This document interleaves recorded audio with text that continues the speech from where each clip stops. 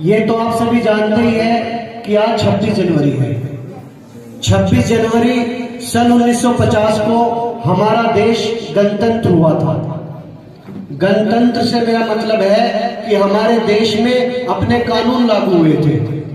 15 अगस्त सन 1947 को हमारा देश आजाद तो हो गया था, लेकिन उसमें पूर्ण रूप से हमारे देश के अपने कानून लागू नहीं हुए थे।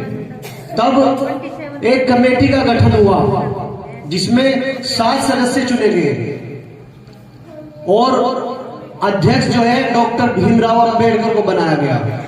उनका मेन अध्यक्ष डॉक्टर भीमराव अंबेडकर को बनाया गया। तब उन 7 सदस्यीय टीम ने लगन और मेहनत से पूरे 2 वर्ष 11 महीने और 18 दिन में यह लिखित संविधान तैयार किया। याद रखें, 2 वर्ष 11 महीने और 18 दिन में यह लिखित संविधान तैयार हुआ और यह विश्व का सबसे बड़ा लिखित संविधान है।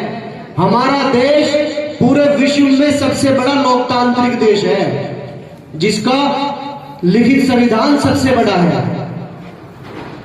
तो इसमें मेन जो भूमिका थी वो डॉक्टर भीमराव अंबेडकर की थी। वे अध्यक्ष तो थे ही साथ उन्होंने जो भूमिका निभाई है इसमें वो बहुत अहम भूमिका थी।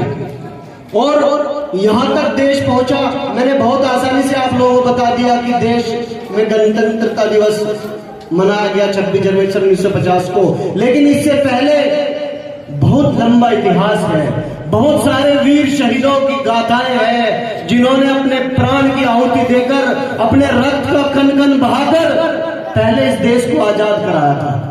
क्योंकि जो आज की युवा जनरेशन है, बच्चे हैं या फिर जो मतलब बिल्कुल न्यू जनरेशन है, वे नहीं जानते कि आजादी क्या होती है और गुलामी क्या होती है।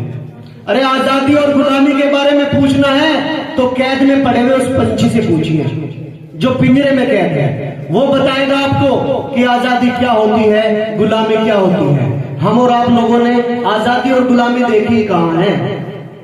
हम लोगों को शायद इतनी महत्वता नहीं पता, लेकिन हमारा कर्तव्य है, हमें उन वीर गाथाओं को पढ़ना चाहिए। उन वीर सपूतों की जो जीवनियां हैं, उनकी बायोग्राफी है, उनको जो है सर्च करके उनको पढ़ना चाहिए और उनके बलिदान को याद करना चाहिए। क्योंकि उन्होंने हमें कहा था कि जब शहीदों की अर्थी उठे धूम से, देश वालों तुम आंसू बहाना नहीं।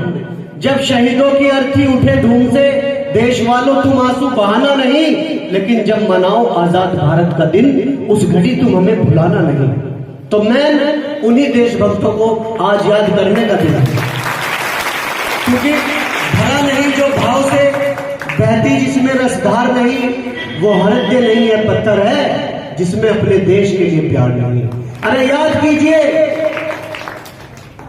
अल्लामा इकबाल साहब को, जिन्होंने कहा था सारे जहां से अच्छा हिंदुस्तान हमारा। याद कीजिए सुभाष चंद्र बोस को, जिन्होंने कहा था कि तुम मुझे खून दो मैं तुम्हें आजादी दूंगा। याद कीजिए राष्ट्रपिता महात्मा गांधी को, जिन्होंने कहा था अंग्रेजों भारत छोड़ो।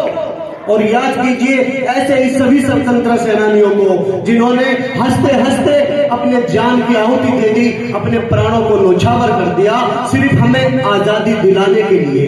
तो साथियों, बच्चों, हमें इस आजादी की कदर करनी चाहिए, क्योंकि ये आजादी हमें अपनी जान से भी प्यारी है। और अगर वक्त आए और हमारी आजादी पर कोई संकट आए तो हमें बेहिचक होकर अपने प्राणों का भी न्यौछावर कर देना चाहिए। क्योंकि हमारे वीर सपूतों ने, हमारे बुजुर्गों ने जिस तरीके से इस आजादी को दिलाया है, वो मुकाम बहुत मुश्किल था।